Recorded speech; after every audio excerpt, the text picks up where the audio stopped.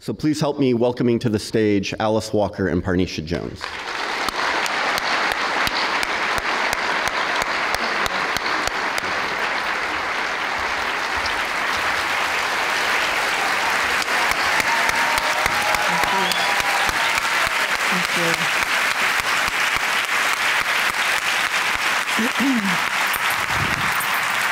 And before we begin the conversation, I'd like to welcome to the stage Lou Bank of the Dolores Kohl Education Foundation to present Alice Walker with the annual Kohl Education Prize. Lou?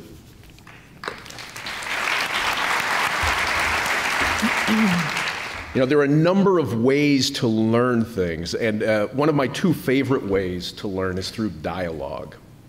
And dialogue starts with ideas, and Alice Walker has been writing about and speaking about sexism, racism, classism, intrafamilial violence since the 70s, before anybody was talking about it. She started these conversations. And now these things are movements, but the movements don't happen without the conversation. So for starting these conversations, for educating our population about these things, Alice Walker, on behalf of the Dolores Kohl Education Foundation, I am very honored to present you with the Kohl Education Prize. Oh. Now, you don't have to stand up. This is big. Okay. It's like...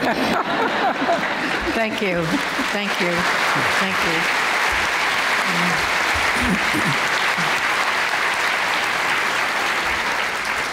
Thank you. I went to the trophy store, and everything with your name on it was huge. So what I'm going to do is, rather than ask you to carry this on the plane home, I'm just going to have it shipped to you. Okay, thank you. Thank you so much. Thank you. Thank you.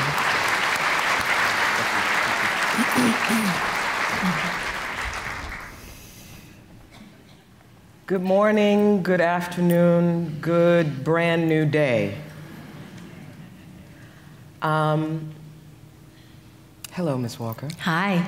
How are you? I'm really well. Good.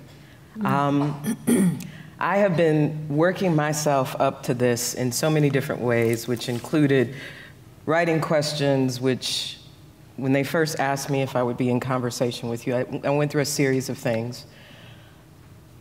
Fear. Happiness. I actually did a little breakdancing. And then I had to stop and think, what am I going to ask this woman who has been so brave to ask so many questions about us?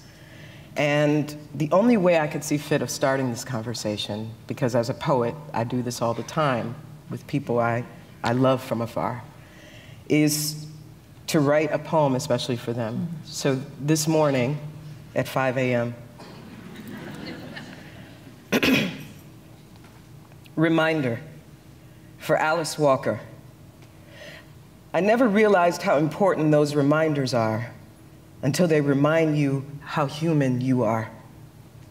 We're not so great, but oh, how beautiful we are when we see the human in each other. Oh, that reminder, the color purple. And then I'm reminded that that was my grandmother's favorite color. Oh, I swear by the light of my father's smile, a smile I will never know, but I am sure it's still beautiful though. And then I am reminded that I have my father's smile.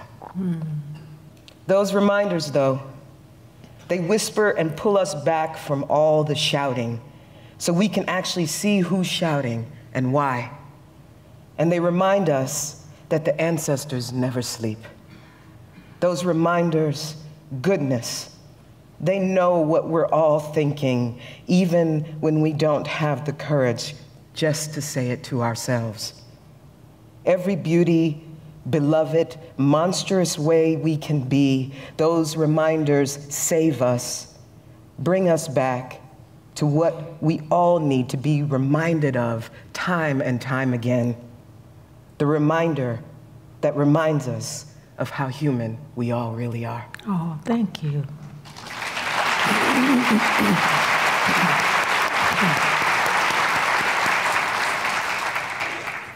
And as a reminder, this book, when I started reading it and read it again and went back to reading it again, taking the arrow out of the heart should be the new motto for the world, I think. I wanted to start with the question and the idea of why you needed to have this book in your time in life, in your relationship with the world. Why this book right now? Because I think planetarily we have an arrow in the heart. I mean, this is not Cupid's arrow. This is the arrow of absolute awareness that we may well be in the final days or years or decades of our planet. And also that we connect it now so that we can see all parts pretty much of the world. And we see the suffering. And we have to find some way to allow ourselves to deeply, deeply feel the arrow that is going in our hearts because we are aware. You cannot see the things that we now see without having that arrow. I mean, it's just impossible. Unless you don't have a feeling at all, then there are people, of course, who are like that. But hopefully not in this auditorium. Well, much of your work, including this, this collection, goes into depth with the idea of the human in all of us. And I think as time goes on and all the threats that we have, do you feel the idea of human has become diluted?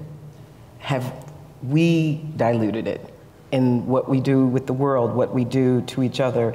And is it harder to write when you feel the humans are more diluted, if you feel that way? Well, I am very fortunate that I keep finding them. I find people who are living fully in their humanity. And actually, that means often living not in this country, because sometimes I do despair here. I feel that the greed, the need not to be aware is so strong that people live as if it's okay to live the way they're living in often such separation, you know. And yeah, I think we are losing a lot. And yet, I feel very encouraged by every little effort that we make, and I see a lot of those efforts being made. I so cherish and champion people who, no matter how large the opposition, will still stand up to it. Thank you. Do you feel your audience changes with each book you do? I don't know. I have no way of really knowing. I can only hope that whatever I'm writing will be some comfort, you know, or some encouragement, or some help and awareness. As I was saying to my friend on the way over, that some people just refuse to be aware and how tragic it is. And I'll give you the example that I gave to her.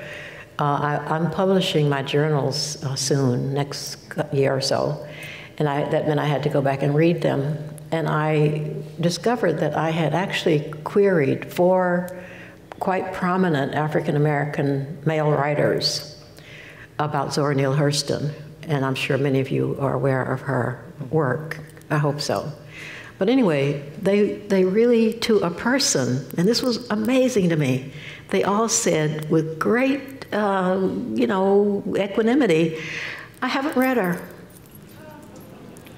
And these were people who help us, who are supposed to be helping us to understand ourselves. And it's the same thing you get where you'll give, you know, a man a book that a woman has written, and the man will say, well, I'll give it to my wife. You know, and I'm just here to tell you that if that's going to continue, we can't go anywhere. Because it's an ignorance that is deliberately maintained. And it's really deadly, because unless you know what the feminine is thinking, unless you understand what the feminine is feeling, you know, you will never understand what is happening to the planet in a way that makes you help really change what is happening. Thank you. Well, speaking of different audiences, I mean, one of the things that, just reading your books over the years and reading your poetry, many of the key characters in this book are men. Mm-hmm. And the question of how you're writing about men, black men especially, which for me I think is one of the greatest triumphs in your writing, is wanting and willing to write about black men and their relation to black women, their relation to the world. This writing about black men has also produced some of your loudest critics. I want to ask you. But remember, they don't read women writers. That's and there you have it. Yeah, I'm afraid you do. But I want to ask you about these black men, Muhammad Ali and Jesse Williams and Julian Bond, and because some of these poems are odes / love poems / like you are imperfect and beautiful, and you were really good about telling people about themselves. And you speak a certain tenderness to these men that you write about in this book. And has your writing about black men changed over the years? So if we go back to something like your work in The Color Purple up until this point, and that array of writing about black men, do you feel it's changed based on you and based off of the commentary that others have said over the years? Well, let me just put it this way. My very first book was a children's book called To Hell with Dying. And it is about children, and it's really about me and well, what happened was I was at Sarah Lawrence, the poorest student there, and I couldn't go home to the funeral of this old guitar player that we all loved. And so instead, I wrote this story, which Langston Hughes decided was wonderful, and he published it, and then it became a children's book. And it's about, basically, he comes out of not being able to go to his funeral, and just the story of what this man meant to my family. So that is, it should be the beginning of people's and men's understanding of my perspective of having lived in a community where not only did I have my parents, my father and my mother, 5 brothers, innumerable uncles, cousins, everybody. That actually means that you can write a great deal about many different kinds of behavior and still love everybody because you understand that you're totally a part of it. Mm-hmm. Mm-hmm. Yeah. So it doesn't start with The Color Purple. That's my 3rd novel. Right.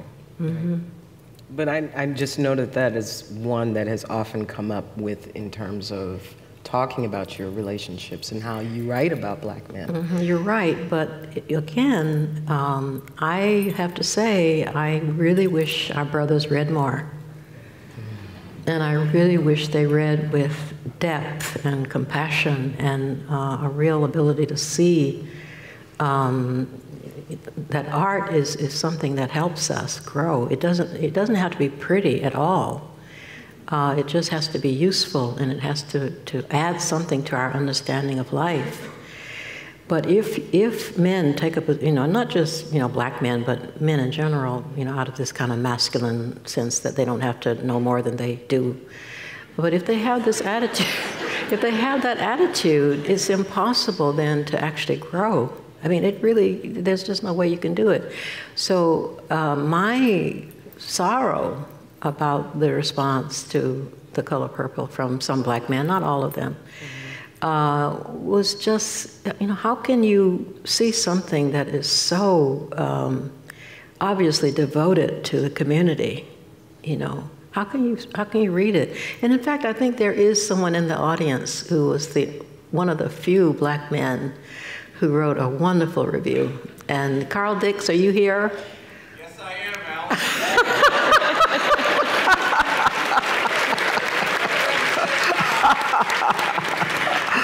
Yeah.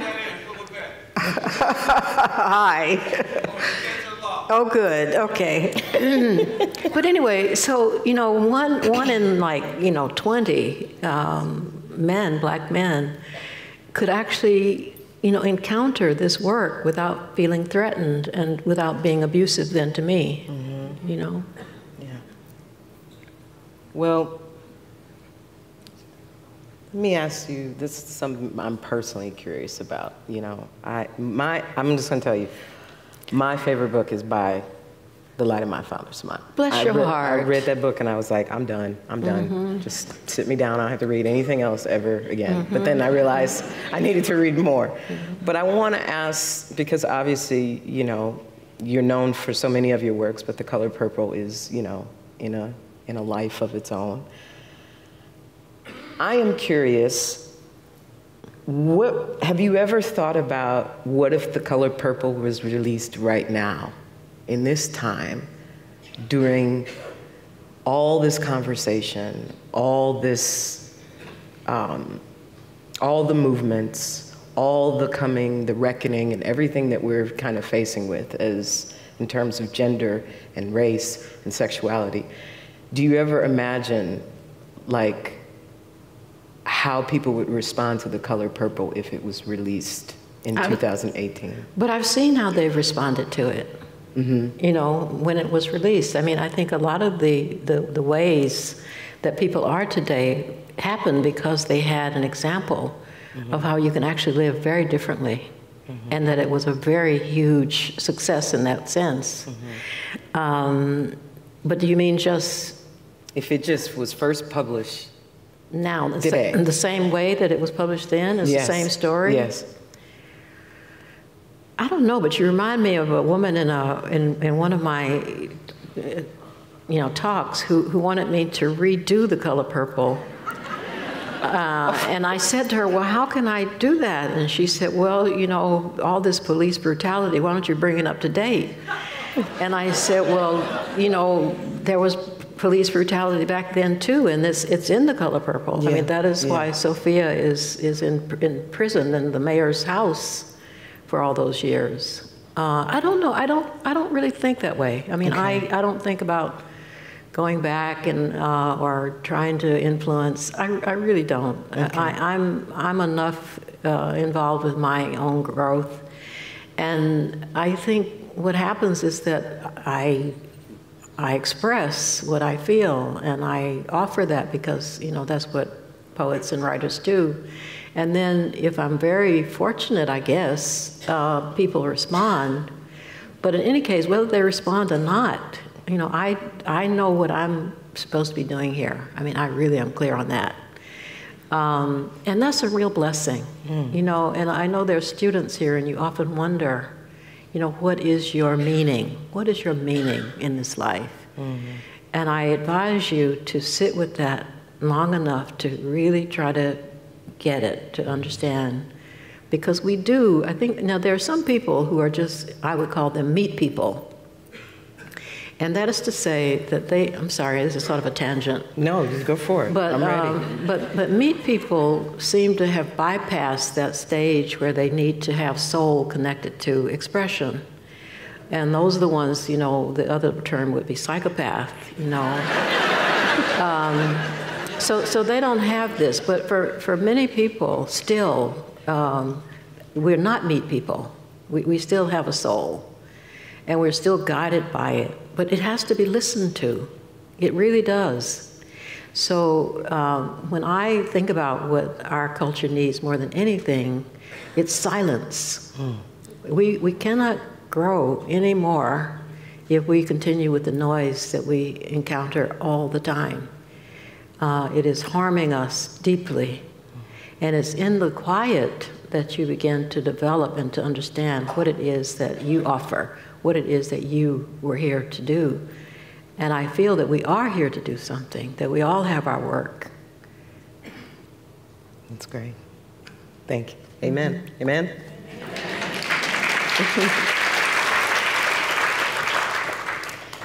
Now, I have a question about the technicalities of the writing, because you write in so many different genres, and specifically in prose and in poetry. Do you enter those differently when you start writing? Do you have a different ritual for them? Well, for a novel, my ritual had to be, how can I afford 2 years when I don't have any money? And I took all kinds of jobs. I taught when I was sick.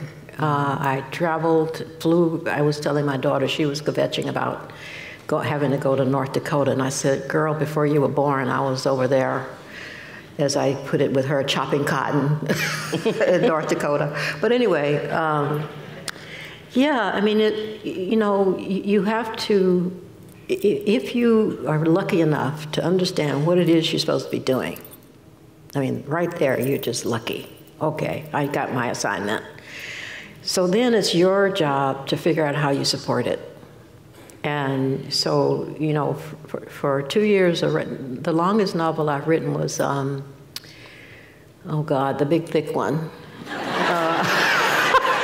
The Temple of My Familiar. Actually, I love it, but it was really took a lot out of me, as you can see. So I had to really find a way to support that. And not only did I have to find a way to support it, I had to live in another country because I needed to be with people who spoke Spanish. And that's how I ended up in Mexico for half of the year since the 80s. My Spanish is still terrible, but you're led by what it is your gift needs, the gift that you are preparing to offer. And in a way, and I hope this is helpful to some would-be writers, it relieves you of anxiety in some ways about how it's going to be received. And that's why the criticism didn't really kill me, because I was completely aware that I was doing my job. I could do, as somebody said, I could do no other. Who said that? There's a famous person who said, something I could do no other. Well, I could do no other. I had to do what I was doing. And whatever happened after that was somebody else's business. It wasn't mine. And actually, after each book or after each thing, I will say to the universe, if that's it, I'm perfectly content. I have my garden, I have my dog, I have my friends. I love to make fires. Not like big fires, but, in my fireplace. Well, that was part of my other question. What do you just love to do to give yourself joy? I love to live in the country, where I live very far in the country. And I love making fires in my fireplace. And I love reading and listening to music. I love dancing. I love my friends. I love reading. I love travel, not so much anymore because it's getting harder and I can't stand the security stuff because I see right through it. If we're not if we're not becoming more and more aware that on some level we're being programmed to, quickly take off our clothes and put them somewhere and, I feel that every time I go through all that machinery. But on a lighter note, I love gardening. I have trees that I've planted, and now they're very big, and that's very satisfying. Although recently in a big hurricane, I had planted 2 mango trees, and the hurricane just took them. And that was very sad, but I wrote a poem about how eventually I looked out there at one of the stumps, and there was a little bit of a twig coming up, and it made itself into a tree. And soon we'll have mangoes from just that. So the wonder of nature and the wonder of life, it is for everyone. And that is part of what I would like people in deep struggle and deep sorrow struggle to realize, that that's one of the medicines for us, nature. And of course, that's one of the reasons it's being destroyed, because whoever is orchestrating this realize that nature is a support. That's why they destroy indigenous villages and lands, so that the people can no longer have that support of nature and to fight back, to try to protect and save what is left. You said it is the triumphant heart, not the conquered heart, that forgives. With this book, are you still in the process of removing the arrow out of the heart? Well, let me explain this arrow in the heart, because some people think that it's like, it has some Cupid in there. It doesn't really. It could. I've had some terrible breakups with people I loved and, you know, really suffered. But actually, this is a Buddhist thought, essentially, and I learned this from Pema Chodron, who's a Buddhist nun. At some point, I was deeply, deeply suffering and felt that I could not get a particular arrow out. And through studying her work, I learned how to do a practice, which is basically the short version of this. I mean, I practiced for a year, but you wouldn't have to practice for a year. But anyway, you basically concentrate on, I hope there are meditators in here because it would make more sense, but you concentrate on breathing in, you know, all the arrow, you know, whatever it is, your grief over what they're doing to the elephants, which is a huge, huge sorrow. You know, the giraffes, you know, the Yemen, everything, what has happened to our children. And you concentrate on really just filling every bit of yourself with this heavy, you know, sorrow. And you take it in for everyone. You're bringing it into yourself. But then the other part of it is to breathe out for you and for everyone on the planet what you would rather have. And, you know, it can be just clean water, you know, no flints, you know, really wonderfully supported schools and hospitals for everyone, or it could be just a walk on the beach. But whatever it is, the absolute key is that it is for everyone. It has to be for everyone. It can't just be for you. And the way this is so revolutionary is, if you think about it, part of our deep problem is that we tend to think of just making things right for ourselves. And no wonder we're in this fix that we're in as a planet, because that will never work. You can't just make things right for you. You have to use every bit of your intelligence and your ingenuity and your thoughtfulness and your resources to spread whatever the goodness that you have to everyone. And, you know, however you can do that, you know, it may be small, it may be piecemeal, it may be here, it may be there, but you have to really, you know, breathe out for the planet the goodness that you want for yourself.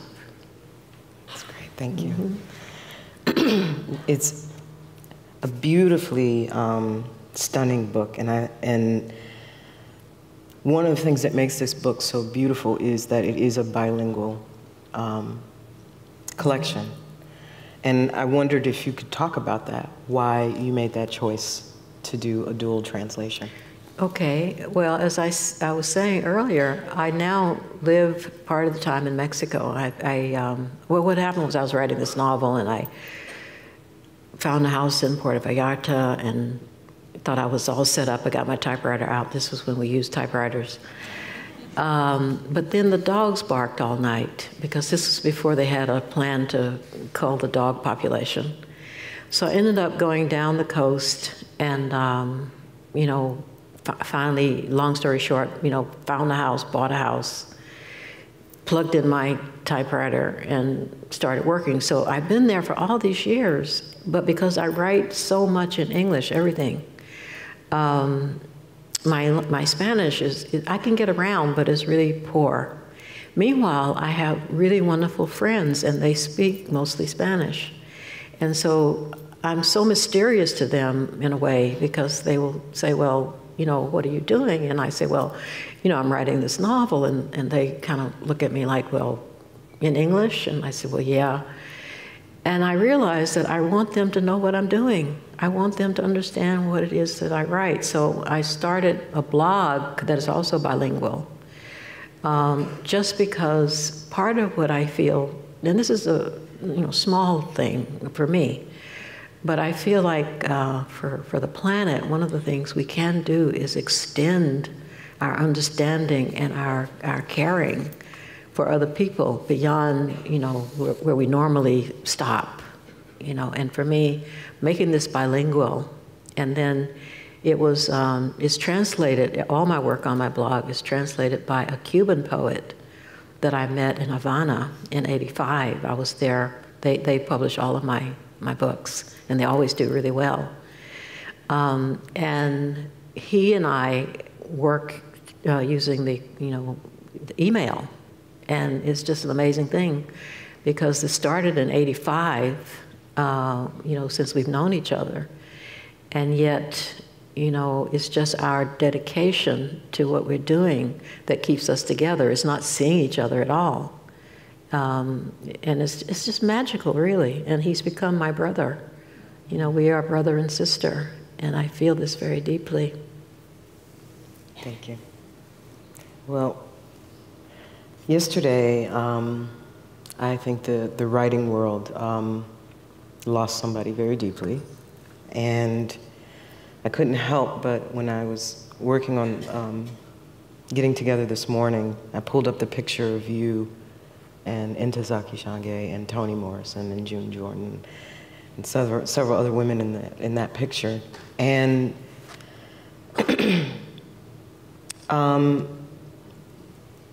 I wonder if you, I see that picture, and I see sisterhood, and I see women who are on the cusp, very close to the cusp of just changing everything in their own lives, changing literature, changing art. I see so many dreams swirling around on your faces, and those bad leather jackets y'all wearing, and the afros, and just like everybody is just in a beautiful moment, it seemed. I wonder if you can talk about, if you remember that moment. Of course I do. If you could talk a little bit about her, and it seemed y'all had a kinship, and just that space of what it meant to be in that space and watch your sisters go on and do brilliance. Well, I love Zaki. Ntozake Shange. She was a powerful, sometimes very strange person, as we all are and were. And I had published her in Ms. Magazine. I was an editor there, and she sent in a piece, and I loved it, and I published it. So that's part of the reason she's in that circle. I don't think she was living in New York at the time. But what happened was that June Jordan and I decided that we wanted to make it very clear that we would never accept the establishment ranking us. Never. That we would always understand among ourselves that, nobody was trying to get somewhere on anybody else's back. And it was important to do that because even to this day, I notice, I don't read Eastern stuff very much, but I can see that the establishment will choose one black person or one person of color in every generation, and then they will try to clone that person right through the next several generations. And so it's as if they have no imagination to actually say that a young black writer, male writer coming after James Baldwin is not like James Baldwin. He has to be like James Baldwin. And I think that's a problem. It keeps us very tightly contained. It means that they don't have to work to understand who else is doing what, and us, we're always doing some more what, So we sisters, we were seven of us, I think. And I had a picture of Bessie Smith. Yeah. And I had taken it over to June's house because she had the biggest house. I had gotten a divorce and I had moved into 2 rooms. So we had to, her house was big. So we were standing around this wonderful picture of Bessie Smith, and we made this commitment that no matter what the establishment tried to do in terms of ranking us and pretending that if they chose one, the others didn't exist, that we would ignore that we knew who we were, and we would always respect each other's work.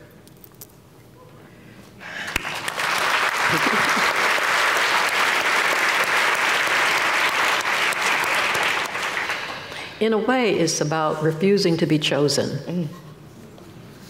And that's, for the young people in here, I really think it's worth thinking about that. Just refuse to be chosen, you know, because there is a price to pay for that. And we see it all the time. We see so many people who, not just in literature, but in the movie business and everything, where they're anointed in a certain way that actually leads to their, you know, their sometimes actual death, because suddenly the focus is all on them, and it's as if they're the only. And there's no reason for that. It limits us dreadfully. Thank you. I am actually going to ask a couple of questions from the audience that were submitted online. The first one is actually anonymous. What is a key piece of advice you would give a young woman and gender non-conforming people of color in the creative world? Young, meaning folks who are new to developing their work and voice, as well as those who are young in age. Well, there's only one thing I can tell you, and that is be true to whoever you are. It's up to other people whether they can accept you, and you have to accept that. You know, I mean, if they don't, can't, will not, what can you do? You persist. And actually, the best teacher there would be nature. You know, nature's full of everything.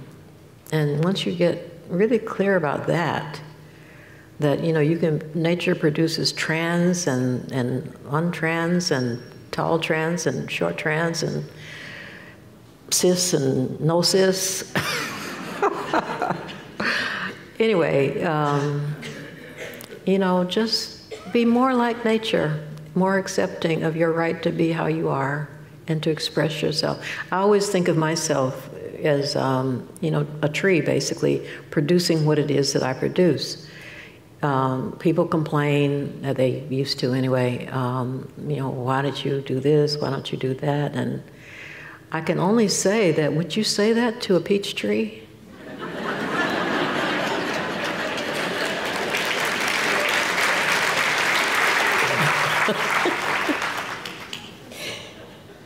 I gotta use that one. I'm using that one. If you don't mind, I want to use that. Jane Mueller-Anagri asks, what inspired you to write The Color Purple? I lived with my grandparents when I was 8 years old, and I had been wounded, and I was in very dire straits and sad, and I was missing my parents. And however, they were wonderful to me. My grandfather, you know, this is such an aside, but you might find it amusing, especially if you know anything about watermelons. My grandfather used to keep his watermelons under the bed because that was the coolest spot. Now, isn't that wonderful? I mean, aren't you glad you know that now?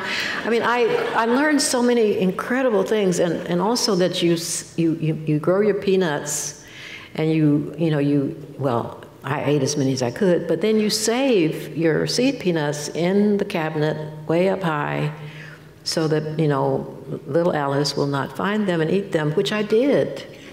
And he and my grandmother never, you know, scolded me or anything. They were just incredibly loving. Now, the thing that was so amazing later on was to realize that they had been completely different people when they were younger. That he was a demon, especially, and yet, you know, he loved me and I loved him, and we were just inseparable. We were very much like twin spirits. We could sit on the porch for hours.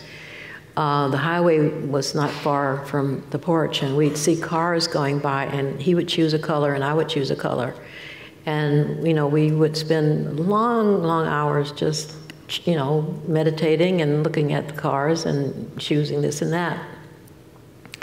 So I wasn't, you know, happy that even though I was a writer, I had not taken the time to spend more time with them as young people. And luckily, as a novelist, you can actually do that, I mean, in a way. So I decided I would write about them. I would write about my grandparents. Rachel was my step-grandmother, but a very loving woman. What I was hoping that some of my readers would actually read and understand is that the way that we are shaped as young people often changes. We change as we go into old age, and he had certainly done that. And she too, to some extent, although not as much, as Celie. But, as old people, when I knew them, they were not like they were when they were teenagers. I mean, but for instance, he had stopped drinking. He'd also stopped making moonshine. And both of those things are important because part of his derangement came because he was an alcoholic.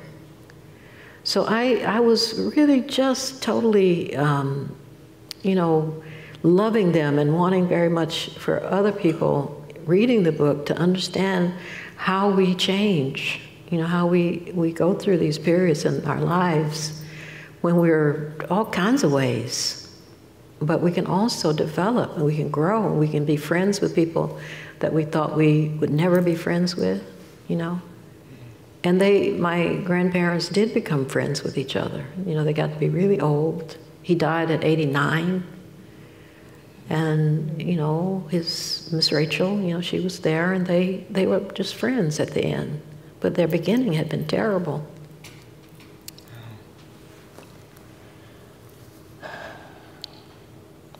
At this point in time, this is from Lillian, in the current political and cultural climate of our country, what do you think is the most important thing writers should be doing? Well, it would depend on the writer. And I was asked this more or less the same question recently, and I said, I think it's time for less writing and more dancing. In other words, get in touch with your spirit. Writing is wonderful, but without the spirit that goes into it, and that, again, comes out of silence. It comes out of deep stillness. Without that, all the writing, you can do a lot of it, but it may not go anywhere. And that's why you see there is so much writing, and often it doesn't move you anywhere. I mean, have you noticed that? I mean, I sometimes, I love audible, audio, novels, listening to novels, and I'm often stunned with how many just lack life. They are not alive. And so these are people who are just writing and writing and writing and writing, but to what, purpose? Because we're not encouraged to develop, we're not encouraged to grow, we're not encouraged to be more fearless and more risk-taking. So just to write is not the first thing. The first thing is to nurture the spirit and to be in touch with what you really are and what your mission is in this incarnation. Who are you reading now that you are excited about? Huh? Who are you reading now that you are excited about? Is there writers? Well, actually, I'm rereading Another Country by Baldwin, and I'm listening to it on audio. And last night, I was so happy to realize that the person reading it that I thought was dreadful at the beginning has somehow improved. And it's a fascinating book, and I was thinking, this book, if it were made into a movie, and if it had been made into a movie when it was written, we would be much farther along in every way you could think. Really. I mean, it is incredible. And I'm so happy because I really loved Baldwin. I think he was just extraordinarily brave and, thoughtful and determined and, a real human being, the kind that I think of, a real peach tree. A real peach tree. Mm-hmm. Well, I'm going to end with this last question from Alexandra.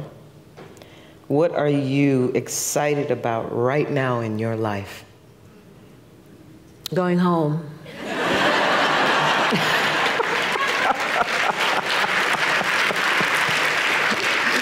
And I think, you know, I wish that for everyone. You know, home is special. And when you see all the people who are being displaced now, I mean, the arrow in the collective heart, part of it is that so many people and beings, not just people, but, you know, beings are losing their homes.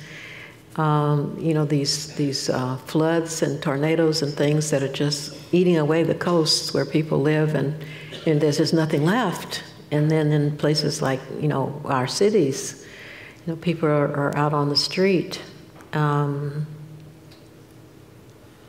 So home is really precious. And again, it's about understanding that what we wish for ourselves, you know, which is a home that is safe, that is warm, comfortable. That is what we wish for, and we insist on having for everyone.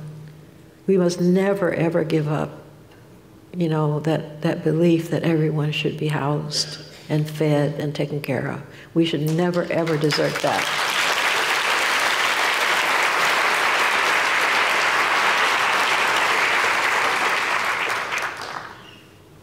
Alice Walker, thank you from the bottom of my heart for being a reminder of so many things we need right now. Thank you, thank you, thank you. Thank you, thank you. Thank you so much. Thank you.